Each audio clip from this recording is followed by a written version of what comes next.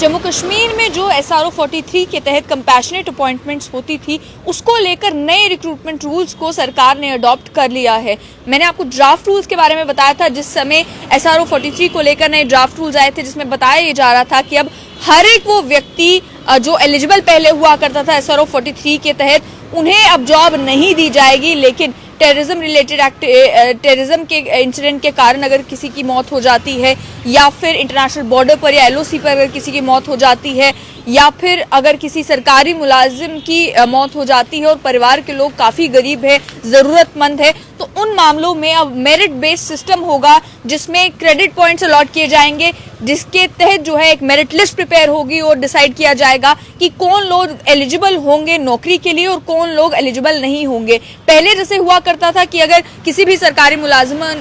के on duty अगर कभी मौत हो जाती है, तो उसके परिवार के किसी न किसी व्यक्ति को SRO 43 के तहत नौकरी मिल जाया करती थी। वहीं अगर आतंकवाद के कारण किसी व्यक्ति की, किसी आतंकवादी घटना के कारण किसी व्यक्ति की अगर मौत हो जाती है, जैसे पीछे सिविलियन किलिंग्स हुई, तो भी ये कहा जाता था कि SRO 43 के तहत पहले जो कानून था कि उसके परिवार के लोगों को जो है वो सरकार नौकरी दे देती थी। लेकिन अब जो नए रिक्रूटमेंट रूल सरकार ने अडॉप्ट कर लिए हैं, उन नए रिक्रूटमेंट रूल्स, ये बिल्कुल जो केंद्र का कानून है उसी के तर्ज पर ये रिक्रूटमेंट रूल्स हैं। इसमें 3 चीजें क्लियर कर दी गई है। पहली चीज ये कि हर एक व्यक्ति एलिजिबल नहीं होगा, देखा जाएगा, परखा जाएगा कि कौन सी फैमिलीज एलिजिबल हो सकती हैं। उसमें मैट्रिक्स जो है वो सेट किए जाएंगे, एक चेकलिस्ट प्रिपेयर की जाएगी कि परिवार के लोगों की एनुअल इनकम कितनी है, परिवार में डिपेंडेंट्स कितने हैं, परिवार में छोटी बच्चियां कितनी हैं, परिवार में क्या कोई स्पेशली एबल्ड व्यक्ति भी है, परिवार क्या गरीब है, परिवार में क्या कमाने वाला कोई और व्यक्ति नहीं है, परिवार में बीमार कितने लोग हैं।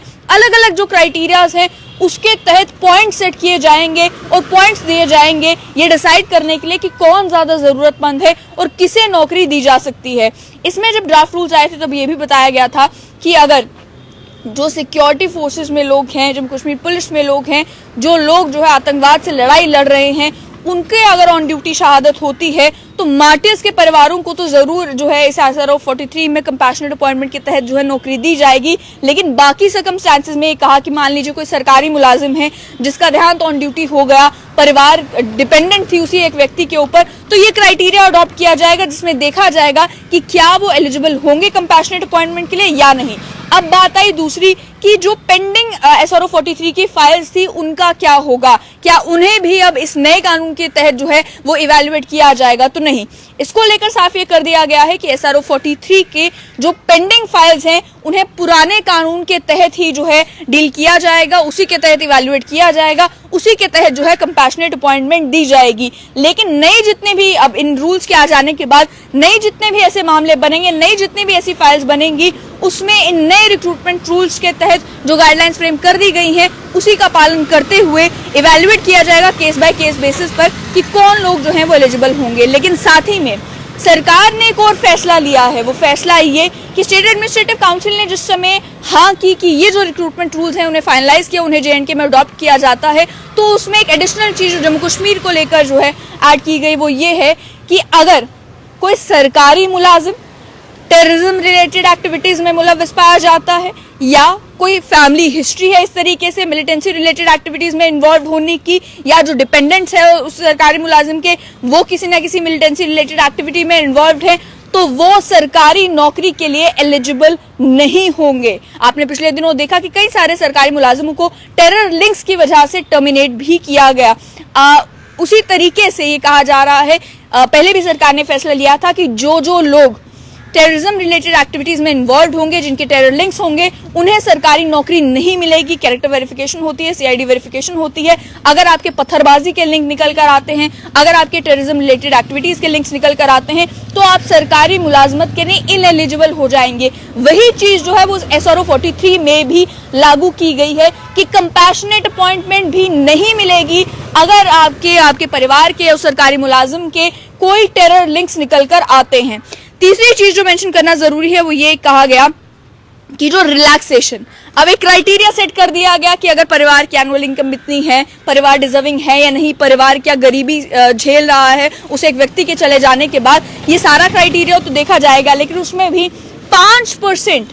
का 5% ये कहा गया है कि अगर रिलैक्सेशन देना चाहे तो सरकार केस बाय केस बेसिस पर एक कमेटी बनाकर जो है वो रिलैक्सेशन दे सकती है। ऑलरेडी एक कमेटी बनाई जाएगी जो कमेटी इवैल्यूएट करेगा केस बाय केस बेसिस पर कि कौन लोग एलिजिबल होंगे कंपैशनेट अपॉइंटमेंट के लिए और कौन लोग नहीं। जीएडी जो है वो एक स्क्रीनिंग कमेटी बनाएगी, उसमें एडमिनिस्ट्रेटिव सेक्रेटरी जो जीएडी के हैं वो कॉम्पिटेंट अथॉरिटी होंगे केसेस अप्रूव करने के लिए। और उसमें कहा है कि कमेटी के पास ये ताकतें भी होंगी अगर 5% कहीं पर आपको रिलैक्सेशन देनी पड़ती है किसी एक्स्ट्रॉर्डिनरी सर्कमस्टेंस की वजह से, 5% आपको रिलैक्सेशन देनी पड़ती है, परिवार की हालत चाहे उस चेकलिस्ट में जो क्राइटेरिया दिए गए हैं उसमें फिट ना बैठ रहे हो, लेकिन उसके अलावा भी एक जेन्युइन मामला हो, तो 5% तक जो है वो ताकतें हैं उस कमेटी, स्क्रीनिंग कमेटी के पास कि रिलैक्सेशन देकर भी किसी को कंपैशनेट अपॉइंटमेंट की जा सकती है, किसी को सरकारी नौकरी SRO 43 के तहत दी जा सकती है। उसमें लेकिन ये कहा गया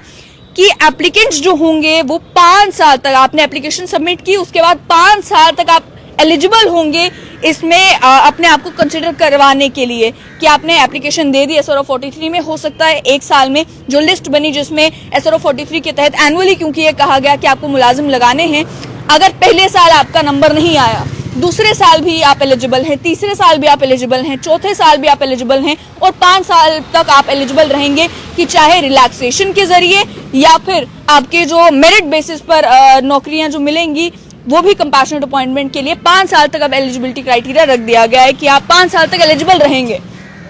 तो ऐसा नहीं है कि अगर आपने एप्लीकेशन सबमिट की 1 साल जो बीत गया उसमें आपको नौकरी नहीं मिली तो अगले साल भी नहीं मिलेगी। उसके साथ साथ में ये भी मेंशन किया गया कि number of vacancies, merit list eligible candidates की, ये सारी चीजें जो है पॉइंट बेस्ड मेरिट सिस्टम पर क्वार्टरली पब्लिश भी की जाएगी और पब्लिक डोमेन में डाला जाएगा ताकि ये पूरा प्रोसेस ट्रांसपेरेंट हो सके, लोगों को मालूम चल सके कि आखिर किन किन लोगों को अपॉइंट किया गया है और किस बेसिस पर अपॉइंट किया गया है। उसके अलावा ये भी कहा गया कि जो कंपैशनेट ग्राउंड्स पर अपॉइंटमेंट होगी ये मल्टीटास्किंग स्टाफ या इक्विवेलेंट पोस्ट पर या lowest non gazetted cadre post पर ही होगी डिपार्टमेंट में। लेकिन अगर कोई एप्लीकेंट ग्रेजुएट है या किसी की हायर क्वालिफिकेशन है तो उसके लिए भी प्रोविजंस हैं डिस्क्रिप्शन के कि आप उन्हें नॉन गजेटेड कैडर की किसी पोस्ट पर अपॉइंट कर सकते हैं।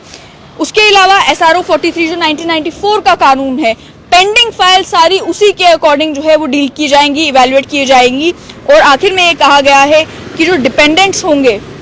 मान लीजिए आपको SRO 43 के तहत नौकरी नहीं मिलती लेकिन इसी तरीके से लाइन ऑफ कंट्रोल पर किसी की अगर मौत हुई है, इंटरनेशनल बॉर्डर के नज़दीक किसी की अगर फायरिंग में या अन्य किसी कारण से मौत हुई है, माइन के कई सारे केसेस आते हैं कि माइंस कहीं पर मिलती हैं तो उसके कारण कई लोगों की जान चली जाती है, या आतंकी कोई घटना हुई कहीं पे वहाँ किसी की जान चली जाती है, या किसी सरकारी मुलाजिम की जान तो चली गई लेकिन परिवार जो है वो SRO 43 के लिए एलिजिबल नहीं है, या परिवार में कोई और सरकारी मुलाजिम भी था, या परिवार के पास कमाने का और भी कोई जरिया था, या परिवार जो है वो उतना गरीब और मजबूर नहीं था, तो अगर आपको SRO 43 में कंसिडर नहीं किया जाता तो एक ऑल्टरनेटिव भी दिया गया है कि सरकार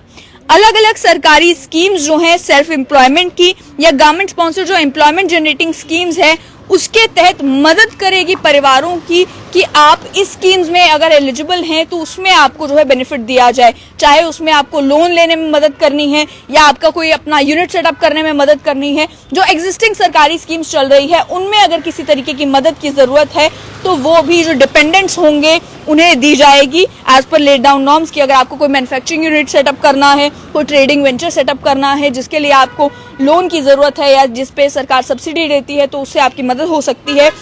वो सारी चीजें भी उसके लिए भी कहा गया है कि सरकार उन डिपेंडेंट्स की मदद करेगी। और आखिर में कहा गया है कि जो कंपैशनेट अपॉइंटमेंट रूल्स हैं इनके केसेस जो सालों साल अटकते रहते थे, फाइल सालों साल अटकती रहती थी, अब इन नए रूल्स से कोशिश की जाएगी कि हर साल जो फाइल्स हैं उन्हें पेंडिंग ना रखा जाए, जो एनुअली जो है ये अपॉइंटमेंट्स की जा सके ताकि लोगों को सालों साल इंतज़ार ना करना पड़े कि किसी व्यक्ति की मौत हुए, किसी व्यक्ति की या शहादत हुए, लंबा समय बीत चुका है और परिवार अभी भी इंतज़ार कर रहा हो कि कंपैशनेट अपॉइंटमेंट कब होगी। तो इसको लेकर भी ये कहा गया है कि एनुअली ये किया जाएगा कंपैशनेट अपॉइंटमेंट्स। इन नए रिक्रूटमेंट रूल्स के तहत प्रॉपर एक क्राइटेरिया सेट कर दिया गया है, लिस्ट प्रिपेयर होगी और ट्रांसपेरेंट मैनर में अब ये कंपैशनेट अपॉइंटमेंट्स की जाएगी। लेकिन अगर किसी भी सरकारी मुलाजिम का परिवार का ये बताया जा रहा है कि या उनकी फैमिली में किसी के भी टेरर लिंक्स निकल कर आते हैं या टेररिज्म रिलेटेड एक्टिविटीज में मुलव्वस पाए जाते हैं तो सरकारी नौकरी ऐसे भी नहीं मिलेगी और SRO 43 के तहत भी नहीं मिलेगी।